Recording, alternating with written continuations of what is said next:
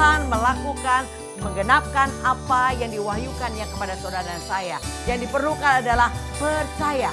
Kalau saudara mau bersama Tuhan Yesus, tidak ada yang tidak bisa.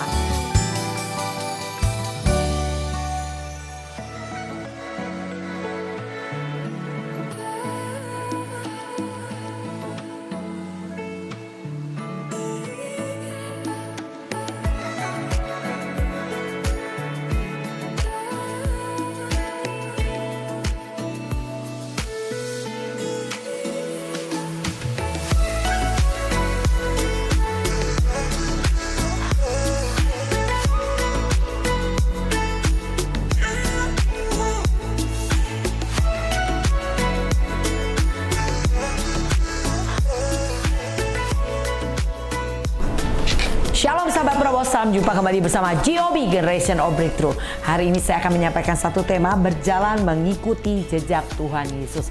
Sebelumnya mari kita satukan hati kita berdoa. Haleluya, betapa kami bersyukur untuk kembali kesempatan yang Tuhan percayakan kami menerima kebenaran firman Tuhan. Mari Allah Roh Kudus ajar kami mengerti isi hati Tuhan. Berbicaralah di penghujung akhir zaman agar kami tidak tersesat dan tidak tersandung. Di dalam nama Tuhan Yesus kami siap diberkati. Haleluya, amin. Sahabat Prabowo, bacaan kita dari 1 Petrus 2 ayat 20 sampai dengan 21. Sebab dapatkah disebut pujian jika kamu menderita pukulan karena kamu berbuat dosa?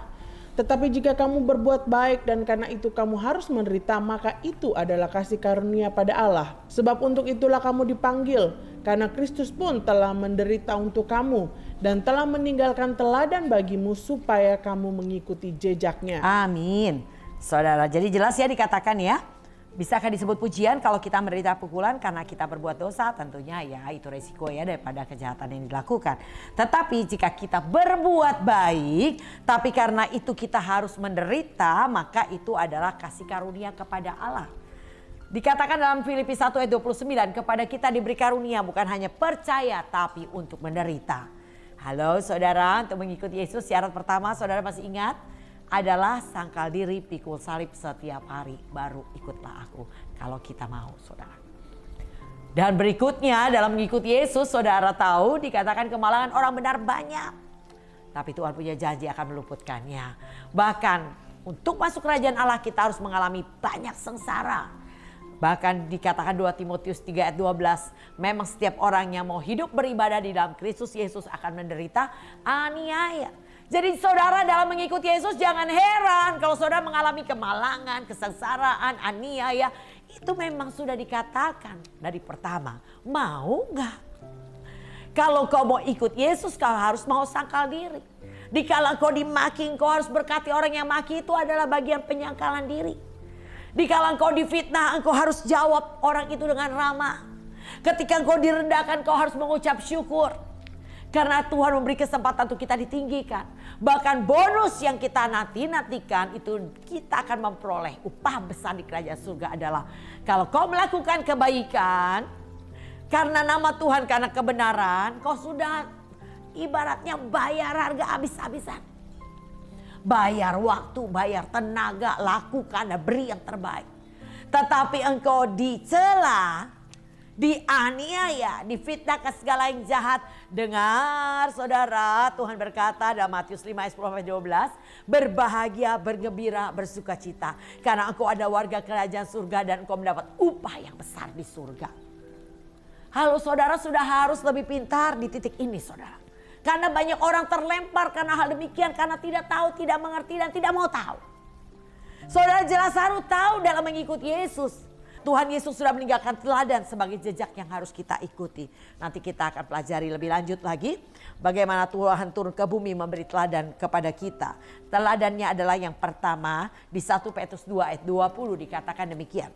Sebab dapatkah disebut pujian jika kamu menderita pukulan karena kamu berbuat dosa? Tetapi jika kamu berbuat baik dan karena itu kamu harus menderita, maka itu adalah kasih karunia pada Allah.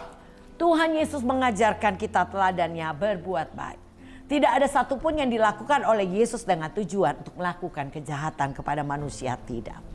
Bahkan dikatakan dalam Yeremia 29 ayat 11, aku tahu benar rancangan apa yang ada padaku untuk kamu, kata Tuhan.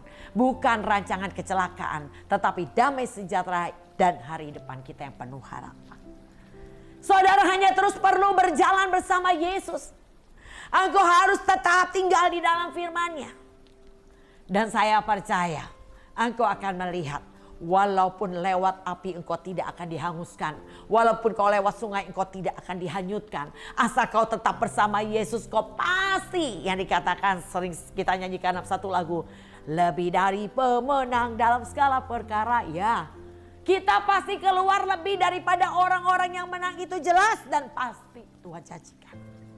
Asal kau mau tetap bersama Yesus di tengah penderitaan apapun, ikuti teladannya saudara. Tentunya saudara senangnya mendapat bonus ya. Nah, itulah cara surga memberikan bonus. Kalau apa yang kau lakukan berkenan kepada Tuhan, dengar, Tuhan pasti kirim orang yang celah.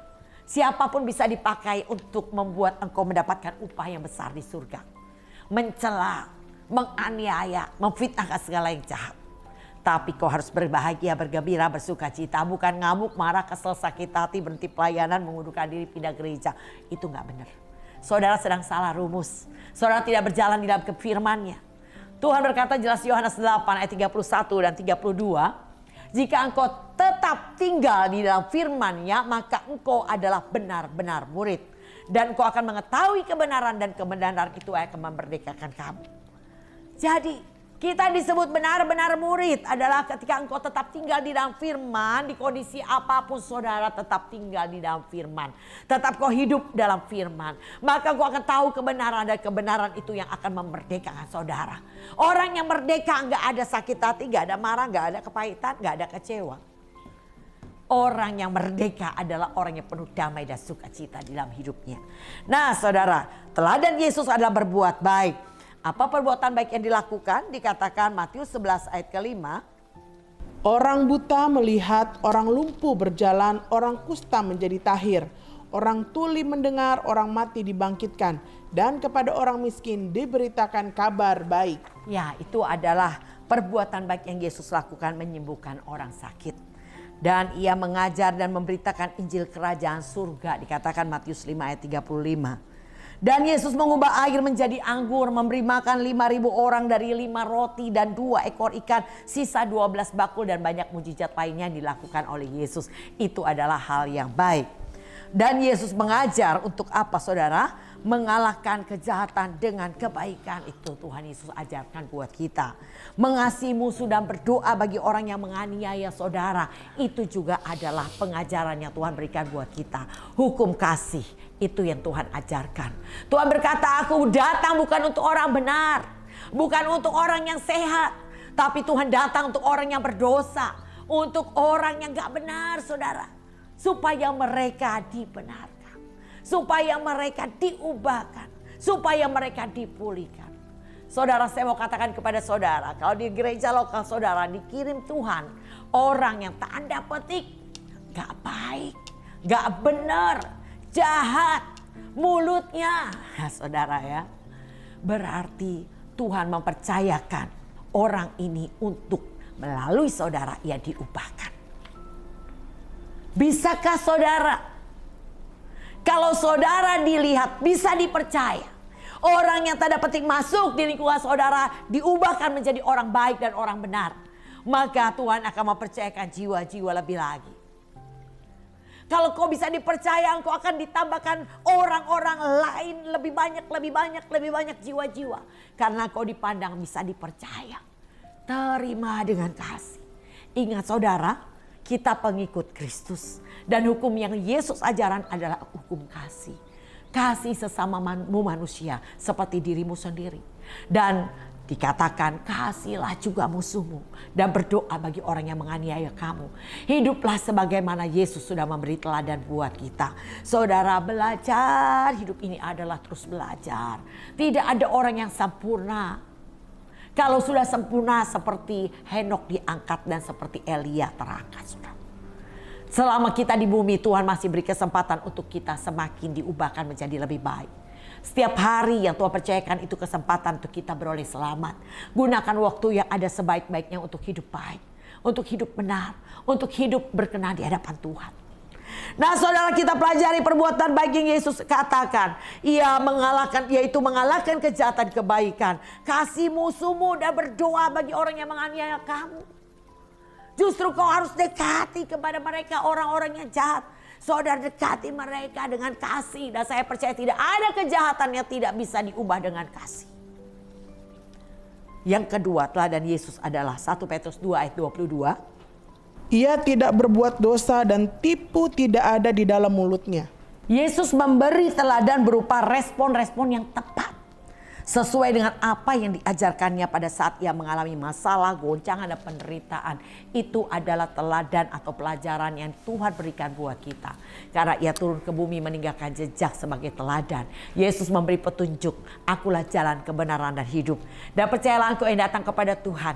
Tuhan mau beritahukan kepada kita jalan yang lurus, jalan yang benar. Dan saya percaya setiap kita yang mau datang kepada Tuhan. Engkau yang mau dimuridkan, mau diajar, kau adalah orang yang rendah hati, yang taat. Saya percaya ketekunanmu dalam mengikuti Yesus akan mengubah hidupmu. Engkau akan menjadi orang-orang yang semakin hari semakin bijaksana. Semakin hari semakin menyenangkan hati Tuhan. Semakin hari semakin berbeda dengan dunia. Harusnya seperti itu. Jadi kalau sekian lama kau ikut Tuhan Yesus dan kau tidak berubah. Apa yang kau lakukan di rumah Tuhan? Mari saudara belajar. Waktu sudah sangat amat singkat. Tidak akan lagi ada penundaan. Tuhan tidak datang menunggu pertobatanmu. Tapi hari ini undangan hikmat diseru-serukan, didengung-dengungkan saudara. Di gereja lokal saudara. Selalu diakhiri dengan pengumuman untuk undangan untuk fasilitas-fasilitas yang diadakan oleh gereja lokal saudara. Untuk kau mendekat kepada Tuhan. Untuk kau belajar kebenarannya. Untuk kau melakukan kehendaknya. Tapi apakah kau mendengar? Apakah engkau mengikuti? Semua tergantung keputusan saudara dan saya. Tuhan katakan hari-hari ini kejar keselamatan jiwamu. Kejar keselamatan jiwamu. Kalau engkau mau rapture, engkau tidak mengalami kesulitan setelah pengangkatan orang percaya di muka bumi ini. Yang dikatakan aniaya yang dahsyat yang akan menimpa semua mereka yang tertinggal. Karena yang menahan sudah terangkat. Siapa yang menahan? Orang-orang kudusnya Tuhan yang berdoa. Dan Roh Kudus. Maka kita bisa bayangkan saudara. Kalau hari ini saja masih ada Roh Kudus dan orang yang berdoa. Aniaya sudah terjadi. Orang yang pengikut Yesus mengalami aniaya, siksaan, penderitaan. Saudara bisa bayangkan kalau sudah tidak ada yang menahan apa yang akan terjadi. Matius 24 ayat 21, aniaya yang dahsyat yang tidak pernah ada dulu sekarang tidak pernah ada lagi akan terjadi selama 3,5 tahun. Saudara, kengerian yang luar biasa di muka bumi akan terjadi karena penguasa dunia ini akan bekerja dengan luar biasa, dengan geram yang dahsyat untuk menghancurkan setiap anak-anak Tuhan yang tertinggal. Yang mau sungguh-sungguh engkau harus bayar harganya amat sangat mahal. Dengan kekuatanmu, dengan air mata dan darah. Saudara, kesempatan ada hari ini jangan kau sia-siakan. Banyak di waktu terakhir ini orang terlempar. Banyak di waktu yang terakhir ini orang berhenti melakukan apa yang baik. Banyak orang yang tidak peduli dengan agama. Tidak peduli dengan ibadah. Kasih mulai menjadi dingin saudara. Itu manusia akhir zaman. Pastikan itu bukan saudara dan saya. Kita belajar teladan Yesus. Ia tidak berbuat dosa. Bisakah saudara melakukan? Bisa. Karena ada penolong yang akan menolong saudara untuk memampukan kita melakukannya. Yang ketiga saudara, 1 Petrus 2 ayat 23. Ketika ia dicaci maki, ia tidak membalas dengan mencaci maki, tetapi ia menderita. Ia tidak mengancam, tetapi ia menyerahkannya kepada Dia yang menghakimi dengan adil. Ya, Yesus berkata jujur. Perkataannya dikatakan waktu dicaci ia tidak membalas dengan mencaci. Jadi perkataannya adalah perkataan-perkataan yang membangun, yang memotivasi, yang menguatkan saudara.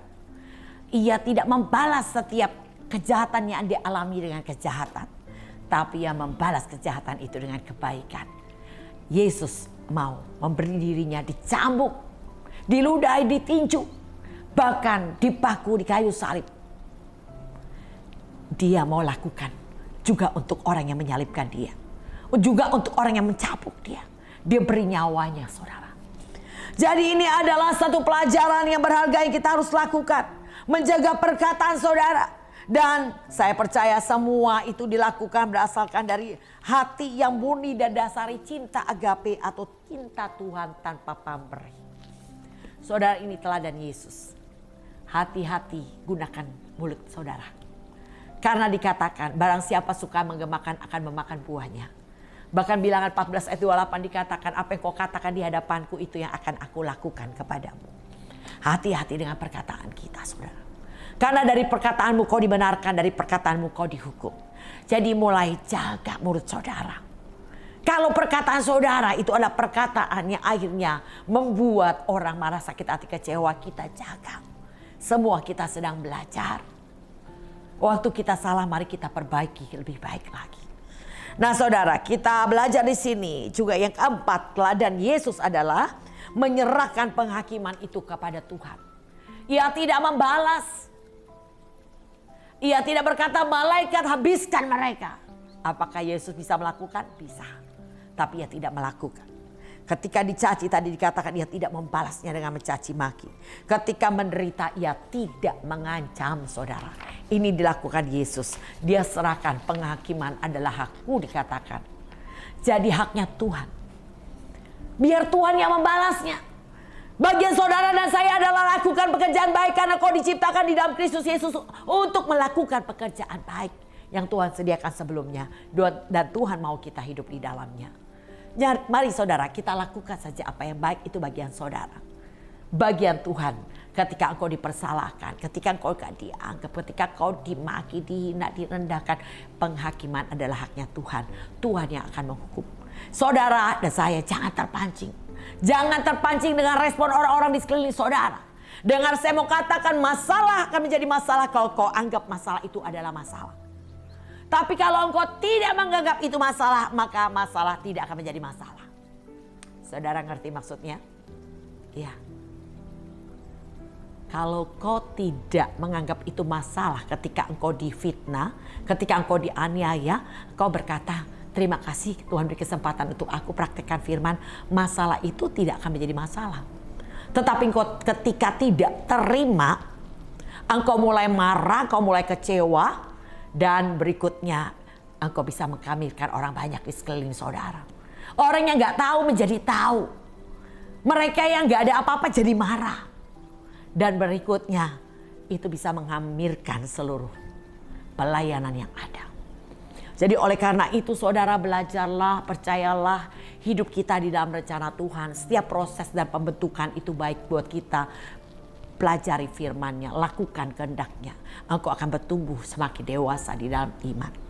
Saudara, kita belajar bagaimana Yesus memberi teladan, dia mengadakan pertukaran dengan manusia. Yesus yang mulia rela menjadi kutuk supaya kita yang terkutuk ini dimuliakan. Galatia 3 ayat 13 dikatakan demikian. Kristus telah menebus kita dari kutuk hukum Taurat dengan jalan menjadi kutuk karena kita. Sebab ada tertulis, terkutuklah orang yang digantung pada kayu salib. Harusnya saudara dan saya yang digantung di kayu salib, kita ini terkutuk. Karena dosa awal nenek moyang kita Adam dan Hawa.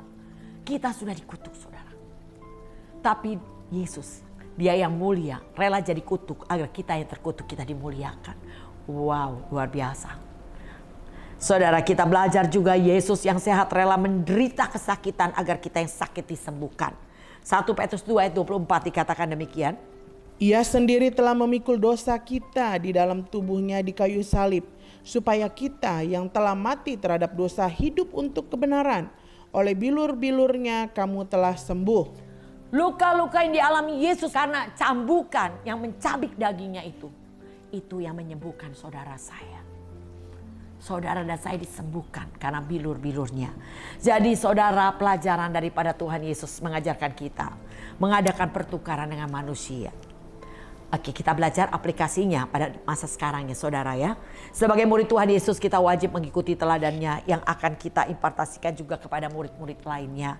Kita belajar dari teladan Yesus. Ketika engkau bertumbuh semakin dewasa dalam imanmu, engkau bisa mengajar mereka murid-murid lainnya. Apakah kita bisa melakukan itu semua? Jawabannya bisa. Yaitu kenapa? Karena Tuhan memberi kita penolong. Siapa namanya saudara? Roh Kudus ya. Ia yang memampukan kita, Dia yang mengingatkan dan melakukan apa yang menjadi teladan yang Yesus sudah tinggalkan buat kita. Yohanes 14 ayat 26.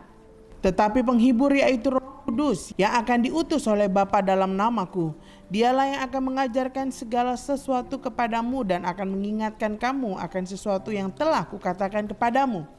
Roh Kudus akan berfungsi mengingatkan saudara untuk setiap firman yang sudah saudara simpan di dalam hati saudara.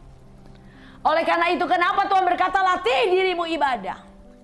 Kata latih yang diperintahkan Tuhan cuma satu, ibadah. Latih dirimu ibadah. Karena jelas dikatakan itu berguna dalam segala hal. Karena mengandung janji untuk hidup ini dan hidup yang akan datang. Bahkan perkataan ini benar dan patut diterima sepenuhnya. Oleh karena itu kau berjuang dan berjerih payah. Saudara, ibadah yang sungguh-sungguh adalah ibadah yang dilakukan dengan tetap bersama-sama atau alias tidak suka bolos. Bisakah saudara melakukannya? Pasti bisa. Kalau saya mau bersama Tuhan Yesus, saya pasti bisa. Saudara, saya selama pengiringan saya kepada Tuhan, tepatnya di tahun 99, saya memberi waktu saya sepenuhnya tinggalkan pekerjaan untuk saya melayani pekerjaan Tuhan. Saya selalu melihat ketika saya prioritaskan Tuhan, maka semua beres. Setiap penghalang, Tuhan selalu punya pencerahan atau cara untuk membuat saya tetap bisa mengikuti setiap ibadah-ibadah yang harus saya ikuti berupa pelayanan-pelayanan yang dipercayakan Tuhan. Jadi saudara, sesungguhnya kalau saudara dan saya mau bersama Yesus, saya dan saudara pasti bisa. Kalau di persekutuan doa saya sering tanya, siapa yang berani untuk selama 3 bulan tidak pernah bolos dalam ibadah? Wah, mama gak pada berani, saudara, jarang yang berani angkat tangan. Saya berani. Takutnya nanti gak bisa datang. Takutnya ntar ada urusan. Takutnya ntar sakit. Ya sakit udah di planning saudara. Saudara belajar. Di depan itu bukan milik kita. Milik saudara adalah keputusan saudara hari ini. Saya bilang saya berani tidak bolos sampai Tuhan Yesus datang. Kalau saya tidak hadir bukan karena urusan saya, karena sakit, janji sama orang, enggak. Paling karena pertukaran pelayanan. Tapi bukan karena urusan kepentingan saya pribadi. Jadi saudara bisa? Bisa. Dari tahun 99 sampai hari ini. Saudara boleh tanya, teman-teman persekutuan doa, tanya apakah Lydia pernah bolos? Mereka bilang tidak. Lydia bolos cuman kalau ada pertemuan korda atau pertemuan dengan gembala rayon. Ya, saya tidak hadir hanya karena pertukaran. Karena saya berpikir kita harus lebih luas lagi dalam pelayanan. Bukan hanya di gereja lokal, tapi juga kalau saya di level rayon atau di level kota, saudara. Dan sampai ke ujung-ujung bumi, itu janji Tuhan. Jadi saudara dan saya, kita mau belajar hari ini. Percayalah saudara dan saya bisa ikuti teladan Yesus. Karena kita punya penolong yang hebat. Roh Kudus diberikan kepada kita. Dia akan ingatkan semua yang pernah saudara simpan. Semua yang saudara dengar tentang kebenarannya otomatis tersimpan di dalam hati saudara. Nanti Roh Kudus akan mengingatkannya. Tadi seperti dikatakan Yohanes 14 ayat 26, ada Roh Kudus yang luar biasa akan mengingatkan. Nah saudara, kita bisa kenapa? Karena kita juga dimampukan untuk melakukan pekerjaan-pekerjaan yang Tuhan percayakan. Yohanes 14 ayat 12 dikatakan demikian. Aku berkata kepadamu, sesungguhnya barang siapa percaya kepadaku, ia akan melakukan juga pekerjaan-pekerjaan yang aku lakukan. Bahkan pekerjaan-pekerjaan yang lebih besar daripada itu, sebab aku pergi kepada Bapa. Ya, itu janji Tuhan. Saudara saya bisa melakukan pekerjaan-pekerjaan yang Tuhan Yesus lakukan. Bahkan pekerjaan yang lebih besar daripada itu. Wow ya saudara. Karena pada zaman Yesus ada di Yerusalem. Ia tidak mungkin ada di Yudea. Yesus ada di Bethlehem. Gak mungkin dia ada di Mesir. Saudara. Ya saudara. Tetapi hari ini saudara di satu tempat. Tapi saudara bisa didengar di seluruh benua. Di seluruh dunia, ya saudara, melalui YouTube dan melalui media-media sosial lainnya. Nah ini ada sesuatu yang lebih yang Tuhan percayakan untuk kita bisa melakukannya. Dan juga saudara, kita belajar kenapa kita bisa mengikuti teladan Yesus. Karena Tuhan, percayalah Tuhan turut bekerja. Dia akan meneguhkan setiap firman yang disampaikan murid-murid di dalam pemberitaan Injil dengan tanda-tanda yang menyertainya. Markus 16 ayat ke-20. Mereka pun pergilah memberitakan Injil ke segala penjuru, dan Tuhan turut bekerja dan meneguhkan firman itu dengan tanda-tanda yang menyertainya. Saudara percayalah, tugas saudara dan saya hanya mau. Berikutnya, Tuhan yang memperlengkapi saudara dengan segala kemampuannya. Bahkan bukan yang memperlengkapi, Tuhan juga menyertai saudara dengan tanda heran kuasa mujizat. Saudara hanya perlu berdoa bagi orang yang buta. Dalam nama Tuhan Yesus, yang buta melihat. Nah, nanti yang buat melihat itu Tuhan. Tuhan yang menjamah dan meneguhkan doa-doa saudara dengan membuktikan kuasanya. Orang yang buta melihat, orang yang lumpuh berjalan, orang yang tuli mendengar. Nah, Tuhan mempercayakan itu semua kepada saudara saya mau dipakai olehnya. Jadi oleh karena itu saudara, percayalah penyertaan Tuhan yang hebat akan membuat saudara bisa melakukan teladan yang sudah Tuhan berikan buat kita. Yesus sudah meninggalkan jejak sebagai teladan yang harus kita ikuti. Sebagai murid hendaklah kita belajar mengikuti teladan Yesus saudara. Karena jelas dikatakan Wahyu 17 ayat ke-14. Mereka akan berperang melawan anak domba, tetapi anak domba akan mengalahkan mereka karena ia adalah Tuhan di atas segala tuan dan raja di atas segala raja.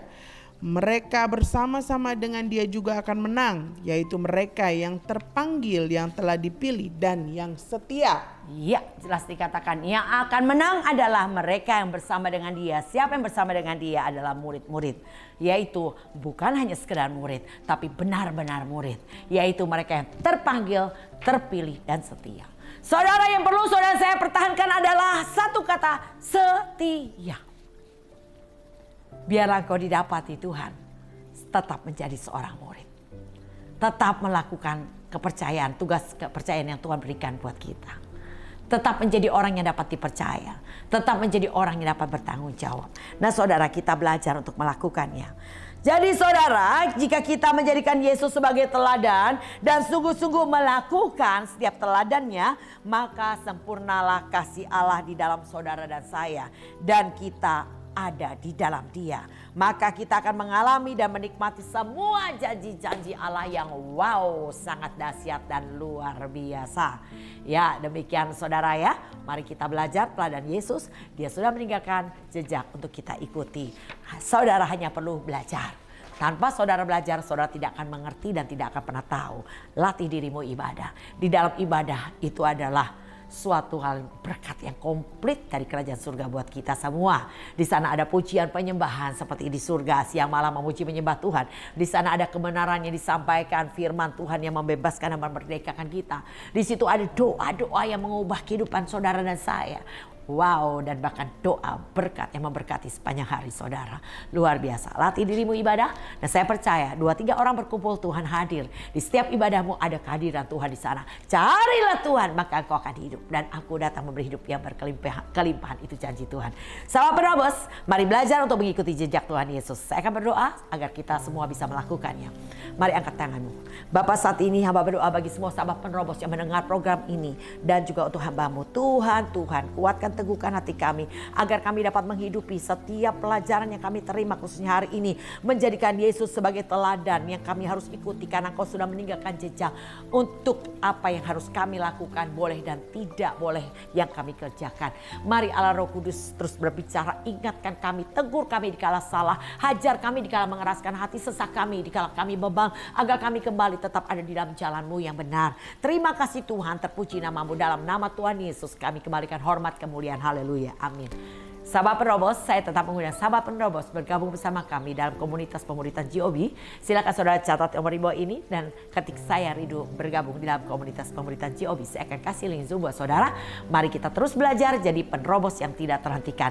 Tuhan Yesus memberkati. Salam GOB.